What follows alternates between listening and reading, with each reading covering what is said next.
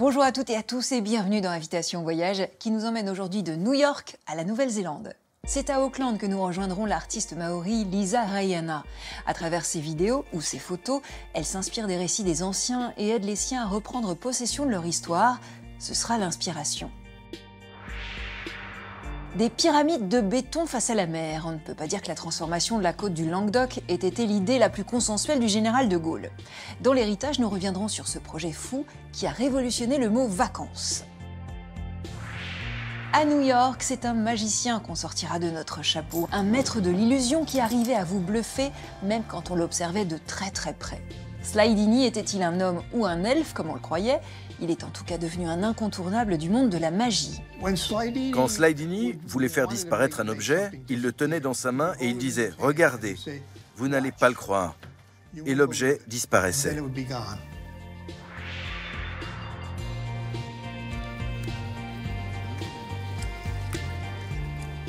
Elles sont bonnes, hein? Quant à la recette du jour, c'est en Espagne que nous irons l'accueillir, sur la côte de Galice. On vous préparera une tostada de tomates cerises confites avec basilic et fleurs d'ail pour rendre le tout aussi beau que bon. Mais avant tout cela, c'est la devinette. Pourquoi une jeune voyante a-t-elle inquiété l'église orthodoxe bulgare? Nous sommes en 1941. Baba Vanga a 30 ans et connaît sa première révélation. Ses dons sont tels qu'elle devient vite une attraction nationale. On vient de tout le pays rencontrer le phénomène. Mais l'église s'inquiète. Pourquoi? Je vous laisse deviner. Pour le moment, on a rendez-vous dans le Pacifique avec la plasticienne Lisa Rayana. Près de 250 ans après la venue de James Cook en Nouvelle-Zélande, elle s'interroge sur la représentation de l'identité maori. C'est l'inspiration.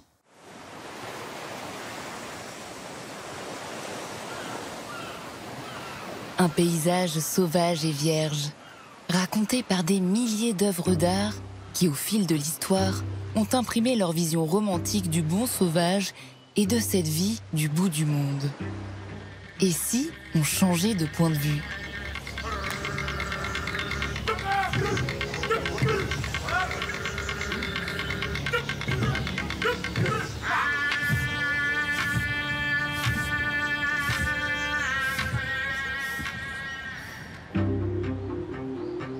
Depuis le début des années 90, cet artiste majeur de la création contemporaine océanienne explore à travers la photographie, la vidéo ou encore la sculpture les rapports de domination et de pouvoir liés à la colonisation qui perdurent aujourd'hui.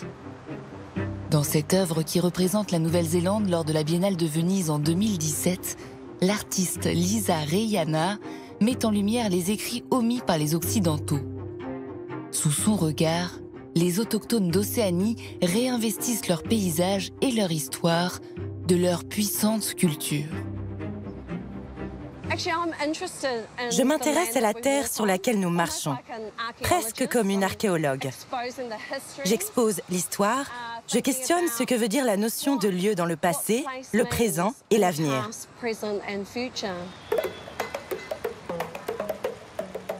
Née de mère anglaise et de père maori, Lisa Rayana commence par sonder sa propre histoire dans l'environnement urbain d'Auckland.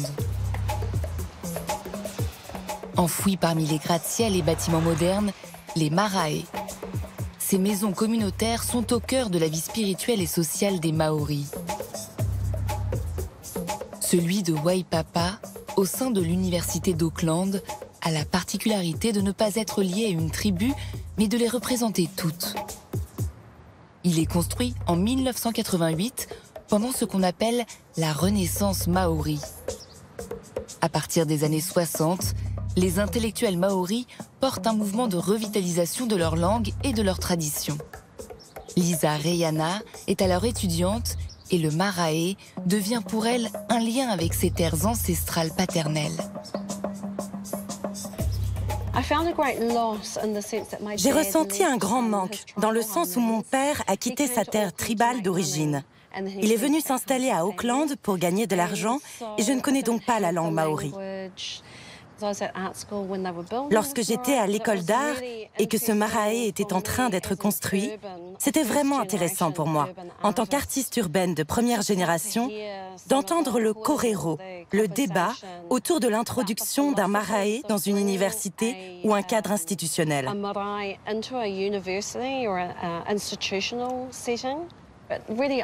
Cela m'a donné la possibilité de parler aux anciens, d'écouter les histoires traditionnelles.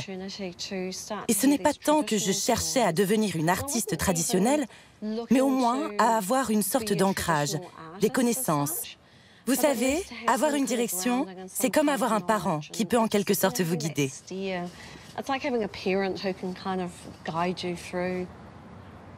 Lisa Rehana conçoit le marae comme une encyclopédie vivante, la clé des savoirs maoris. Elle le revisite dans une part importante de son œuvre. Ce sont des lieux où l'on débat, où l'on chante, où l'on discute de toutes sortes de questions communautaires. Et il n'y a pas de hiérarchie. Tout le monde est au même niveau. Quand je pense à Toira, qui est une de mes premières œuvres, je pense au sentiment que l'on éprouve à l'intérieur d'une maison comme celle-ci.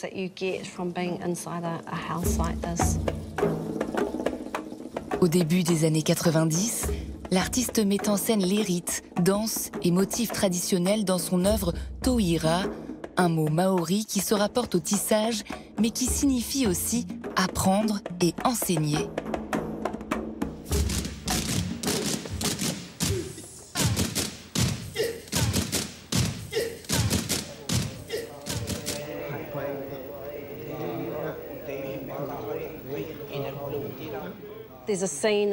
Il y a ce passage dans l'œuvre où l'on entend des gens chuchoter et discuter. Pour moi, c'est ce qui se passe quand on est allongé et qu'on dort dans une telle pièce avec d'autres personnes. Vous savez, il y a de petites conversations qui se déroulent dans ce coin-là. Quelqu'un parle là-bas. Il y a ce sentiment de vie. Et c'est quelque chose d'incroyablement beau et important, qui fait de ces lieux le cœur de la communauté. Lisa Rehana cherche à recréer les sensations d'une visite dans un marae avec des outils contemporains. Une manière pour elle de questionner la codification de sa culture en s'emparant de rôles habituellement réservés aux hommes.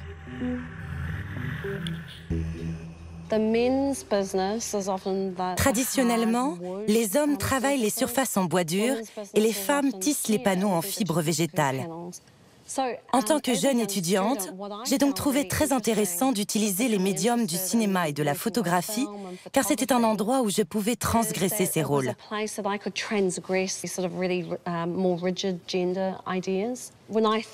Lorsque je pense à mes photographies, je les vois comme des sculptures. J'ai par exemple réalisé une série intitulée Digital Marae.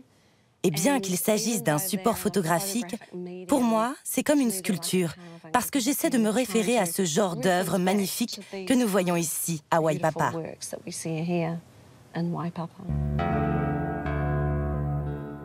Lisa Rehana traite les figures mythologiques comme des personnages documentaires en leur donnant un visage humain, parfois ceux de sa propre famille, et en les plaçant dans un environnement réel, comme ce guerrier urbain flottant au-dessus de la ville d'Auckland.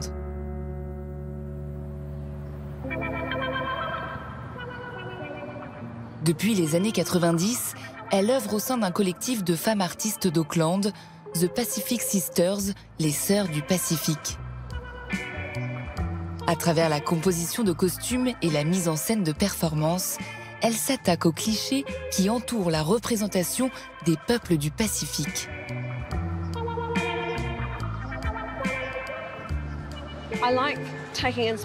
J'aime m'inspirer de mon environnement urbain. Et en ce qui concerne les matériaux de mes costumes, ils ne proviennent pas toujours des magasins de tissus. Il se peut que je cherche dans une quincaillerie ou un épicier qui aurait des invendus. On ne sait jamais ce que l'on peut trouver qui pourrait faire sens pour un personnage que je veux créer.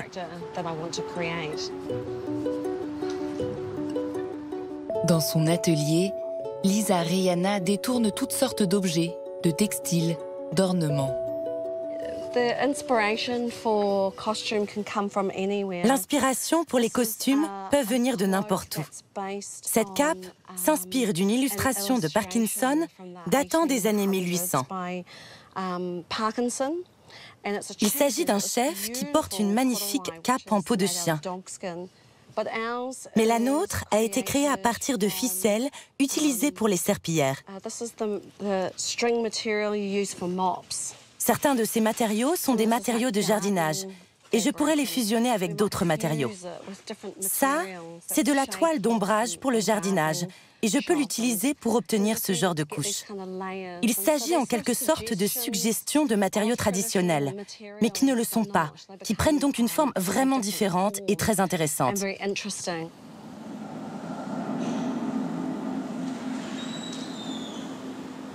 Je m'intéresse beaucoup aux récits traditionnels, aux histoires tribales transmises entre générations. Mais nous sommes des gens contemporains qui vivons à l'époque d'aujourd'hui. Et je souhaite amener les gens à réfléchir aux qualités qu'incarnent ces dieux et déesses du passé et à la raison pour laquelle ils sont toujours pertinents dans nos vies d'aujourd'hui.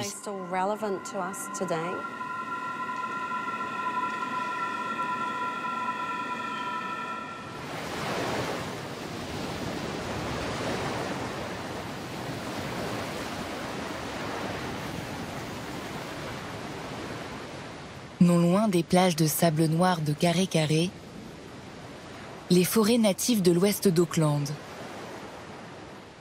Lisa Rehana y met en scène Inenuitepo, la déesse de la nuit et de la mort. Lieu d'enfance de l'artiste, Carré Carré est aussi un lieu marqué par un massacre. En 1925, une tribu maori venue du nord et armée de mousquets européens attaque la tribu locale. Il est dit qu'un seul combattant aurait survécu. Carré Carré devient dans l'œuvre de Lisa Rehana un espace pour évoquer le deuil et le voyage de la terre des vivants à celle des morts. C'est un endroit où je venais quand j'étais enfant. Et il y a quelque chose de très spirituel et de très, très puissant. La nature ici est incroyable. Vous savez, vous regardez les arbres, ils sont vraiment anciens. C'était une échappatoire à la ville. Et puis, en travaillant sur le projet Taiwetuki, la maison de la mort, j'ai eu l'impression que c'était l'endroit idéal. Peut-être parce que c'était le lieu d'un massacre. Il y a donc cette sorte de sensation ici. C'est un endroit où les esprits se déplacent à travers les sentiers.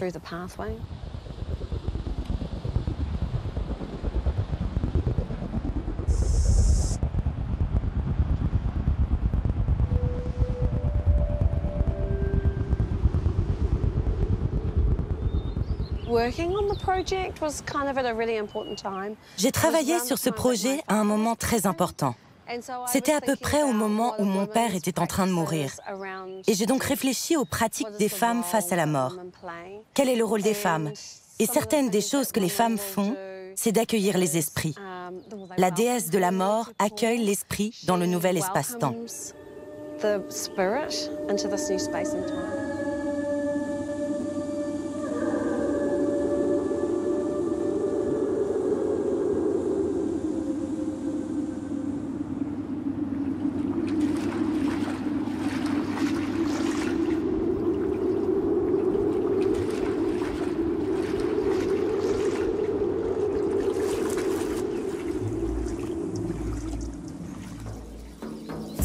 Le paysage que crée Lisa Rehana est intimement lié au corps, aux mémoires. Elle offre aux peuples indigènes un espace pour raconter leur propre histoire. En 2017, elle revisite la tapisserie de l'artiste français du 19e siècle, Jean-Gabriel Charvet, Les sauvages de la mer du Pacifique, et interroge les stéréotypes historiques à travers le regard des peuples autochtones dans son œuvre la plus connue, In Pursuit of Venus Infected. La question du point de vue était vraiment de réfléchir à la position depuis laquelle on regarde la scène. Est-ce que nous regardons ces gens arriver? Viennent-ils de la mer? Ou est-ce qu'on regarde de leur point de vue ces sortes de petits peuples diminués et ces endroits qu'ils essaient de conquérir?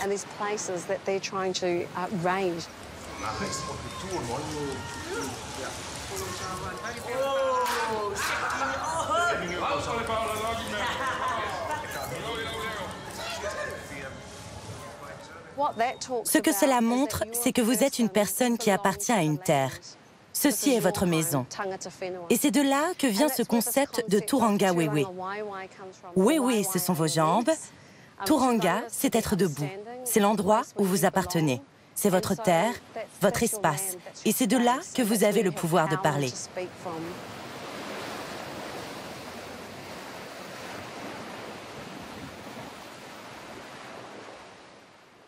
En Nouvelle-Zélande, Thomas Chauvino s'est intéressé au kakapo, qui lui aussi fait partie de la culture des Maoris.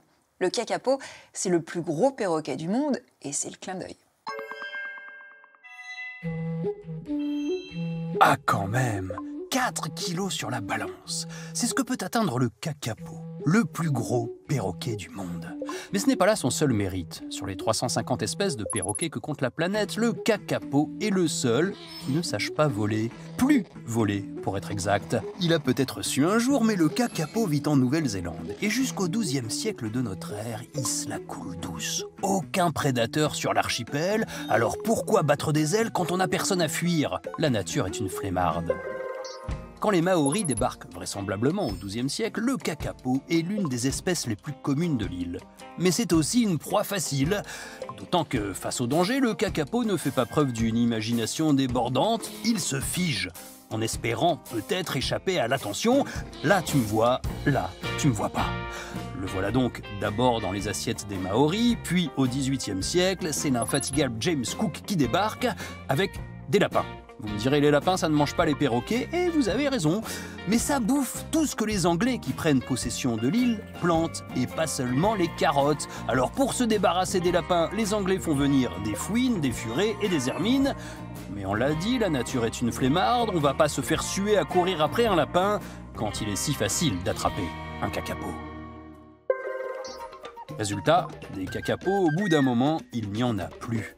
Dans les années 1990, on en comptait environ 50. Le pauvre, en plus, il n'est pas aidé par son mode de reproduction, sans que les scientifiques aient pour l'instant compris pourquoi le kakapo ne donne naissance que lorsque les baies de rimu sont nombreuses.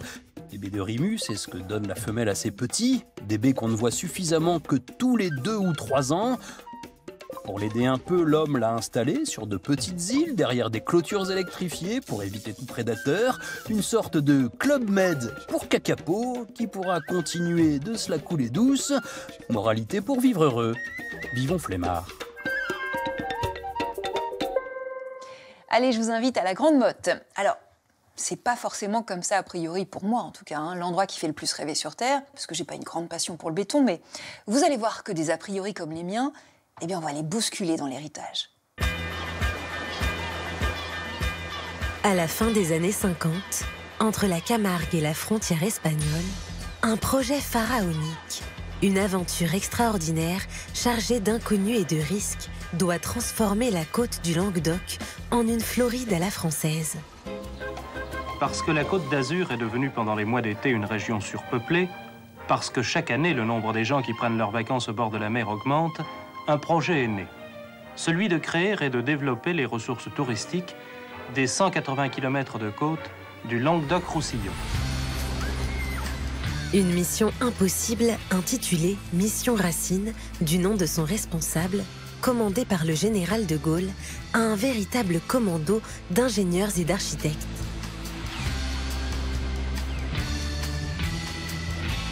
L'objectif est ambitieux. Créer 7 nouvelles stations balnéaires pour empêcher la fuite des vacanciers vers l'Espagne et développer la nouvelle économie du tourisme. Entre projets futuristes et courses contre la montre, la France se doit d'offrir des vacances au soleil pour tous.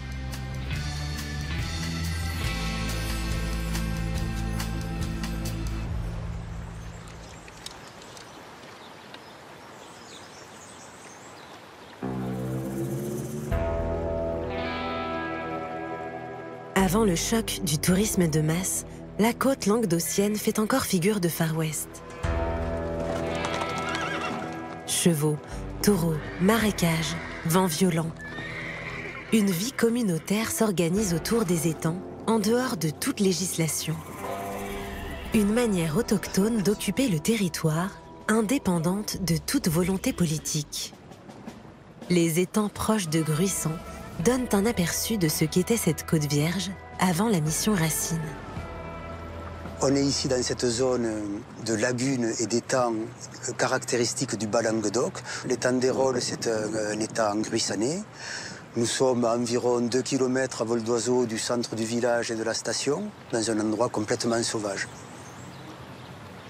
Quand on vient ici, il faut vraiment le vouloir parce qu'on a envie de découvrir ce bout du monde. On est ici dans un Finistère. Un paysage qui n'est pas très favorable à l'implantation humaine. C'est un endroit où il fait énormément de vent, où il fait chaud l'été, et puis c'est vrai qu'il était infesté de moustiques. Les pêcheurs gruissanais avaient construit quelques cabanes en bois pour pouvoir abriter leur matériel, leurs filets, leurs perches, etc. Et donc il y a eu comme ça jusqu'à une centaine de cabanes qui étaient installées en dehors de toute autorisation en bord de cet étang. À quelques kilomètres des étangs, dès le 19e siècle, des chalets sur pilotis sont dressés sur la plage en bord de mer. Un brouillon de stations balnéaires autogérées se développe. Une utopie suspendue à 2 mètres du sol qui peu à peu va s'organiser pour résister au temps et aux éléments. Les premières baraques sont attestées depuis 1869, je crois. On ne se baignait pas forcément encore, mais on venait prendre le bon air. C'était des abris qui étaient faits de briques et de brocs. Hein. Et ils étaient tous construits sur pilotis, puisque l'automne et l'hiver, même au printemps, lorsqu'il y avait ces grandes tempêtes de sud-est, la mer envahissait la plage et elle pouvait la recouvrir d'un bon mètre.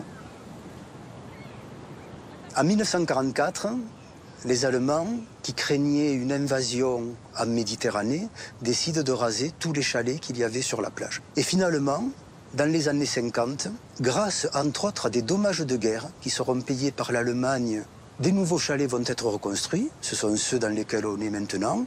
Et là, avec autorisation, en bonne et due forme, suivant un plan, un quadrillage, etc. Et les gens peuvent aller librement d'un chalet à l'autre. On peut se promener comme ça entre les chalets. Ça crée un espace de convivialité très, très particulier.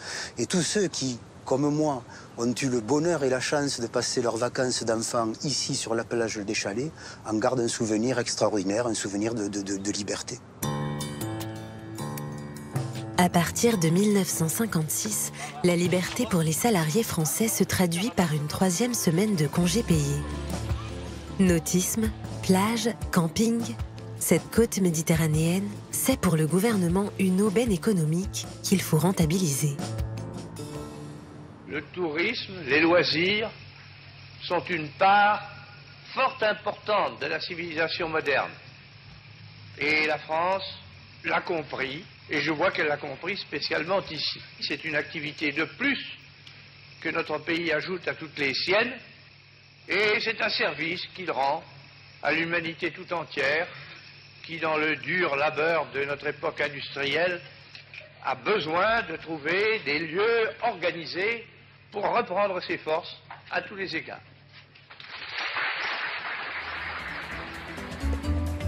À partir de 1959, l'État achète de nombreux terrains à bas prix. La mission Racine est créée le 18 juin 1963. Fini les baraques en bois et vive le béton. Une poignée d'architectes talentueux se mettent au travail pour créer plusieurs villes pour une génération de vacanciers. La première d'entre elles sera la Grande Motte, conçue par l'architecte Jean Balladur. Jean Balladur, quand il arrive ici, il se dit qu'il a une mission assez fantastique. Il doit construire quelque chose ex nihilo. La grande problématique, c'était le vent, le sable et les embruns. Son idée géniale, c'est de faire des immeubles en hauteur, de forme inclinée, et entre les différents immeubles, des bâtiments bas, ouverts, et qui permettent au vent de passer, mais sans emporter le sable. Il faut aller très vite. Le béton, il est préfabriqué sur place. Et son invention, à Balladur, c'est de faire des résilles de béton découpées avec toutes sortes de formes, qui fait que chaque immeuble a vraiment une identité propre. On les reconnaît tous. Les résilles de béton sont découpées de telle façon que dans la pièce, on a le paysage encadré. En juillet 68, les premiers estivants arrivent et s'installent. Il y a encore presque rien, mais déjà la station est partie. Les appartements de la mission Racine sont modestes. L'accent est mis sur l'idée du studio cabine. De petits espaces avec de grands balcons qui ouvrent sur la mer. Avec la volonté de l'État, la construction de la Grande Motte va vite. Les moyens employés sont gigantesques. Port-Camargue, puis les premières pyramides du quartier du Levant surgissent. Jean Balladur, lui, son idée, c'est de faire en sorte que cette ville soit pas uniquement touristique et pour la baignade, mais qu'on y apprécie de l'art, où on est étonné à tout moment par le côté amusant et très ludique, parce que les gens venaient en vacances pour s'amuser aussi, évidemment. Jean Balladur n'oublie pas les fondamentaux d'une ville nouvelle. La mairie, le centre culturel et l'église, ouverte sur l'extérieur. L'église, elle est particulière parce que c'est une petite église, une petite forme, mais on a une grande impression d'ouverture parce qu'il a mis 2 baies vitrées avec ce dessin en forme de parabole. On a beaucoup de contrastes dans cette église visuellement entre ce béton, ces vitraux rouges, bleus. Il y a beaucoup de couleurs et c'est pas une église où on va pas oser rentrer. On y est très facilement à l'aise. La création de la Grande Motte correspond au plein essor de la navigation de plaisance. Chaque habitant de Port-Camargue va pouvoir profiter des sorties en mer et amarrer son bateau au plus près de son appartement. Ici, c'est Port-Camargue, qui est la station balnéaire du Grau-du-Roi. On a une architecture très différente de la Grande Motte du fait qu'on est dans des marinas, plein de petits îlots comme ça, sur l'eau. On arrive dans sa maison ou dans son appartement et de l'autre côté, on est directement au ponton où il peut y avoir le bateau avec lequel on va aller en mer. Donc c'est un rapport à la mer qui est différent, c'est moins plage. Mais c'est très agréable, très reposant aussi comme station. Le chantier, supervisé par Jean Balladur, va durer près de 20 ans.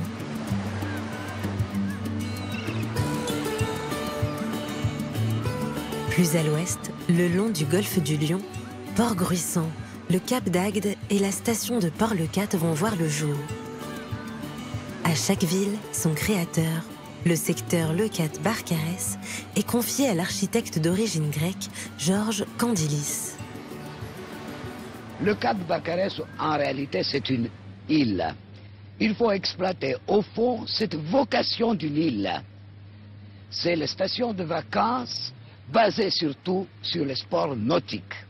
Il y aura 100 000 personnes environ. Sous toutes les formes de logement. Toutes les formes de logement de vacances, ce qu'il existe aujourd'hui, mais celles qui peuvent exister demain. Par exemple, des villages de vacances, de clubs de vacances, de caravaning et de camping. Dès ses débuts, en 1968, Port-le-Cat a pour vocation d'accueillir un public populaire.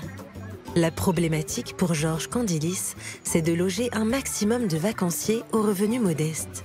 Les solutions de logement doivent être astucieuses. On a les pro-Candilis, on a les anti-Candilis. Les anti-Candilis, c'est les locaux. Candilis, il connaît la région, il vient régulièrement pour faire les repérages, pour se présenter notamment au niveau de la population, qui est assez mitigée en accueillant le projet de la mission Racine. C'est les Parisiens qui arrivent, c'est les architectes, on arrive chez eux, on rachète les terres et on bétonne, on construit. Donc ça va être de nombreuses réunions publiques, de débats, pour imposer son style, sa signature. Le village d'Ekara, c'est l'un de ses premiers chantiers, qui est un village vacances dédié aux classes les plus démunies. Le style Candilis, c'est la maison blanche, la maison grecque, le village grec, l'esprit grec. C'est un utopiste. Son projet est tourné vraiment autour du loisir. Il va inventer le terme d'architecture de loisir. Chaque logement a sa petite terrasse, sans vis-à-vis avec les voisins. Tout se fait à travers des petits chemins, il n'y a pas d'automobile. La population qui arrive des 4 coins de la France pour passer les vacances reçoit parfaitement les constructions. Et aujourd'hui encore, on retrouve énormément de personnes ici dans les stations. Ça va faire 40 ans qu'ils viennent ici en vacances. et qu'ils en sont pleinement satisfaits. Les étudiants et les plus modestes viennent en masse camper sur la côte. Pour eux aussi, il faut trouver une solution innovante. On demande à Candilis de trouver une solution pour le camping sauvage, notamment pour la population la plus jeune. Candilis apporte une solution plutôt bien accueillie par les jeunes voyageurs, mais plutôt mal vue par le reste de la population, par leur esthétisme et surtout par leur petite taille, leur mobilité. Donc on disait qu'on mettait les gens dans des boîtes.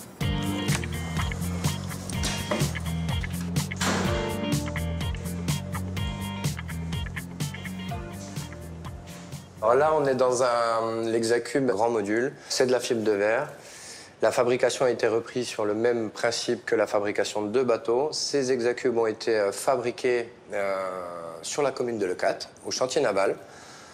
Donc on est vraiment dans l'esprit des vacances, dans l'esprit du nautisme. Et ils ont la particularité d'être modulaires, donc ce qui permettait en fait de pouvoir augmenter ou réduire la surface par rapport au nombre de vacanciers à héberger au sein des modules. Et c'est un logement bien entendu qui répond au strict minimum, c'est-à-dire venir, se doucher, dormir, manger un petit bout et ensuite on vit les vacances dehors pleinement.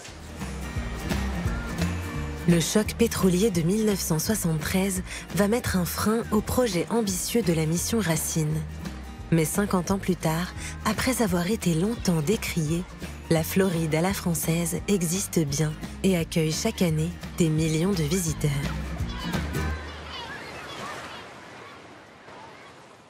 Eh bien, il nous reste à traverser la frontière pour aller en Espagne, en Galice précisément, où nous attendent Sonia et Francisco avec une idée de recette que vous pourriez bien piquer pour vos prochains apéros. C'est papilles.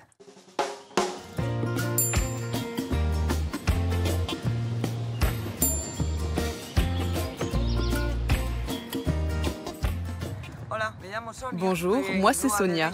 Nous sommes à Loa de Decho, tout près de La Corogne. Aujourd'hui, on va vous préparer une tartine aux tomates confites. On va d'abord aller à la boulangerie acheter un pain local. Et ensuite, Fran va nous préparer les tartines. Bonjour Axel. Bonjour Sonia. Je vais te prendre du pain pour faire de bonnes tartines. Parfait. Comment va Fran? Il va très bien, comme toujours. Là, nous avons la pâte prête à être modelée. Ici, en Galice, le pain est très important. On dit souvent qu'il est inconcevable de manger sans pain. Un pain d'1 kilo passe environ 1 heure au four.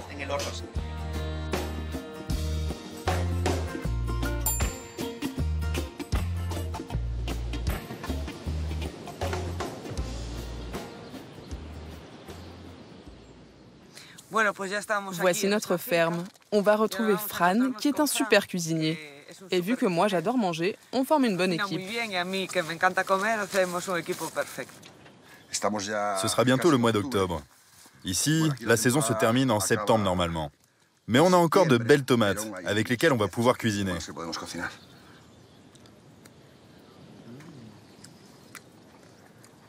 Elles sont bonnes, hein? Pour notre recette, il vaut mieux des tomates cerises. Comme ça, on pourra les garder entières et elles rendront moins d'eau. On va cueillir 2 variétés de basilic pourpre. Celui-ci, qui a une saveur très intense, on l'appelle le Superman des basiliques. Et celui-là, qui est beaucoup plus doux. On pourrait croire que ce sont les mêmes, alors que ce n'est pas du tout le cas. Cette fleur s'utilise en haute gastronomie pour la touche finale. Elle sert de décoration et donne aussi de la saveur.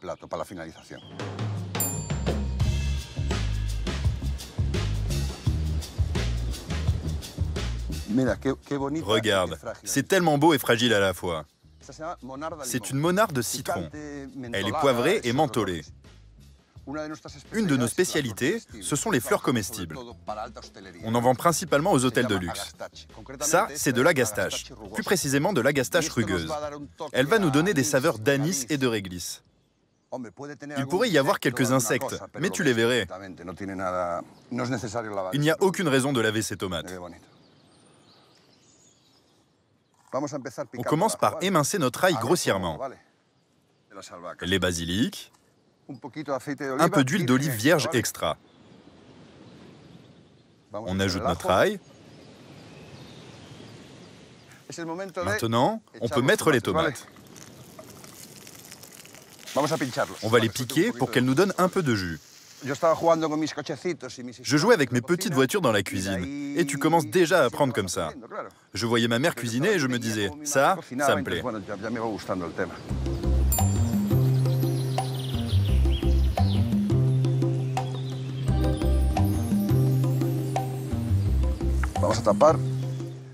On couvre et on remuera toutes les 5 minutes. Dans une quinzaine de minutes, ce sera parfait, je pense. On n'utilise aucun produit chimique. On essaie d'avoir le plus de biodiversité possible. Qu'il y ait de la vie. Ici, on a des hautes herbes. Ce n'est pas par paresse. C'est parce que ce sont des noyaux de vie, où l'on trouve des insectes, des prédateurs, où se crée un équilibre. Et cet équilibre, on le transfère aux plantes que l'on cultive. C'est un peu ça notre idée. On va ajouter un peu de sucre. Il ne faut plus remuer pour obtenir notre confit. On couvre 2 minutes. On étale notre fromage de vache. C'est un fromage crémeux qui vient d'une ferme du coin. Maintenant, on peut enlever le couvercle pour que notre mélange rende un peu d'eau.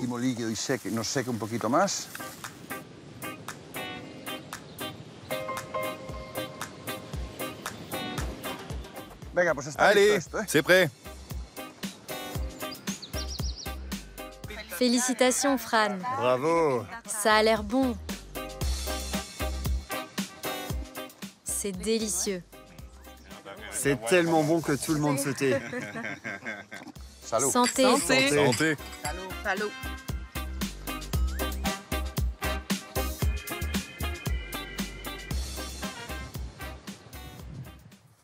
Vous voyez ce lapin, vous voyez ce chapeau, eh bien je vais faire disparaître le lapin. Tadam. À New York, justement, on a rencontré un magicien qui a révolutionné le genre, lui. C'est l'incontournable.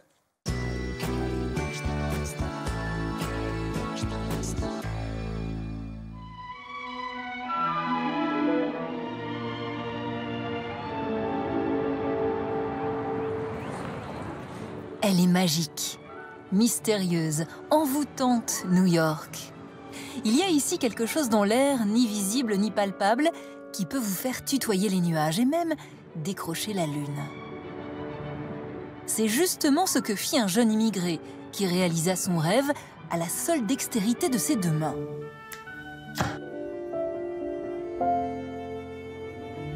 Le magicien Noah Levine nous accueille chez Tannen's, l'un des magasins de magie les plus anciens des États-Unis, pour nous raconter l'histoire d'un des plus grands illusionnistes de son temps. Notre histoire commence en 1900, sur le vieux continent. Tony Slidini est né en Italie. Son nom de naissance est Quintino Marucci. Il tombe dans la marmite de la magie tout petit grâce à son père, qui est lui-même magicien amateur. Mais alors qu'il est encore enfant, il est envoyé en Argentine pour vivre avec son oncle. Enfant solitaire et introverti, l'apprenti magicien ne parle pas beaucoup. Alors, il observe, et en détail. Les scènes de rue dans le centre-ville de Buenos Aires l'hypnotisent. Les regards, les gestes, les regards. Slidini was primarily a magician who Slidini a appris la magie tout seul. La plupart des magiciens développent leur style à partir de modèles, de connaissances développées par les magiciens qui les ont précédés en reprenant les classiques. Slidini, lui, a vraiment créé sa propre magie de toutes pièces.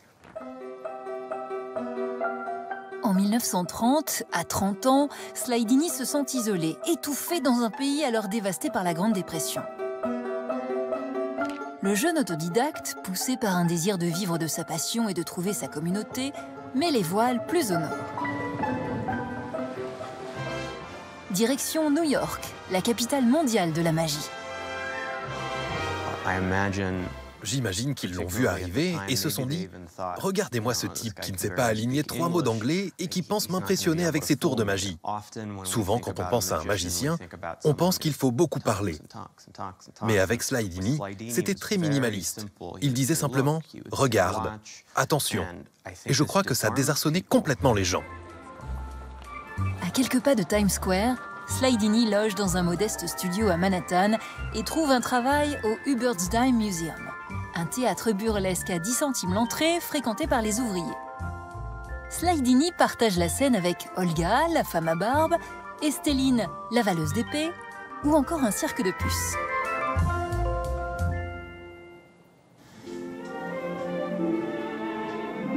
Sly Dini saisit alors sa chance. Dans ce théâtre, il présente son art, la micromagie, sous une forme que personne n'a encore jamais vue. De préférence réalisée dans un cadre intimiste, sur une table, à moins de 3 mètres du public, ce type de magie fait appel à de petits objets comme des cartes, des pièces ou encore des balles.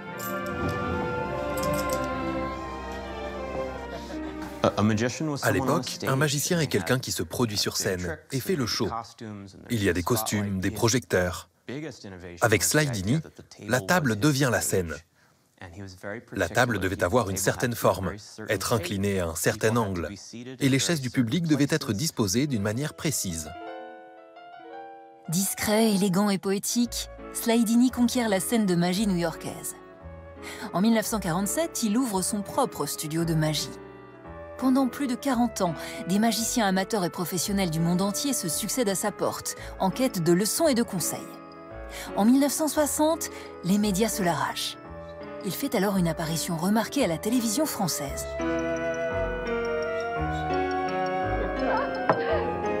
Je vous assure que je regarde très attentivement. Non. Mais parmi des milliers d'apprentis, dont le fameux David Copperfield, magicien star des années 90, seul un élève gagne la confiance de Tony Sly Dini. Dans le New Jersey, vit aujourd'hui Bill Wish, le protégé du grand maître.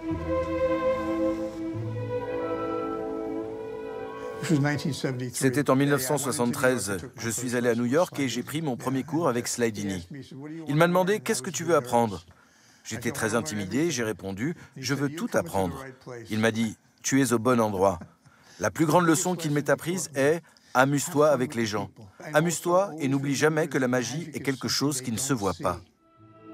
Après 7 ans d'apprentissage aux côtés du grand maître de la micromagie, Bill est aujourd'hui le loyal gardien des secrets de Sly Dini.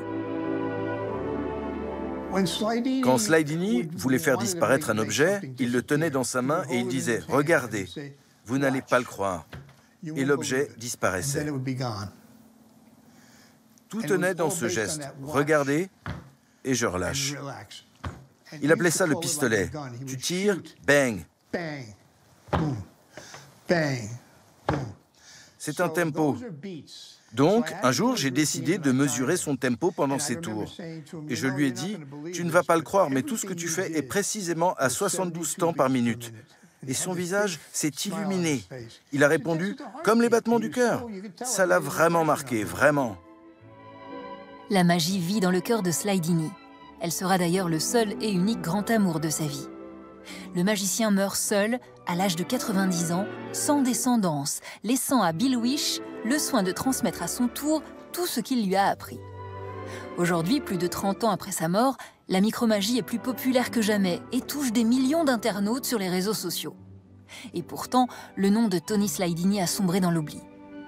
À vous d'honorer sa mémoire en retenant sa plus grande leçon. Écoutez le rythme de votre cœur et rappelez-vous que la magie existe quelque part dans l'invisible.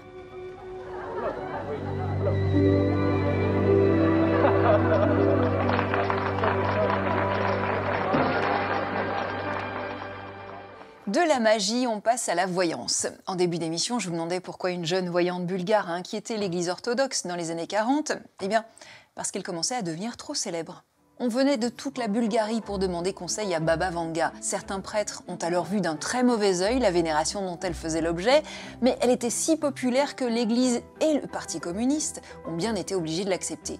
Brejnev lui-même l'aurait consultée, elle aurait prédit le démantèlement de l'URSS et même le 11 septembre. une Nostradamus de l'Est en quelque sorte. Elle a aussi prédit une finale de Coupe du Monde de foot entre deux pays commençant par un B, mais ça n'est jamais arrivé. Bis bald.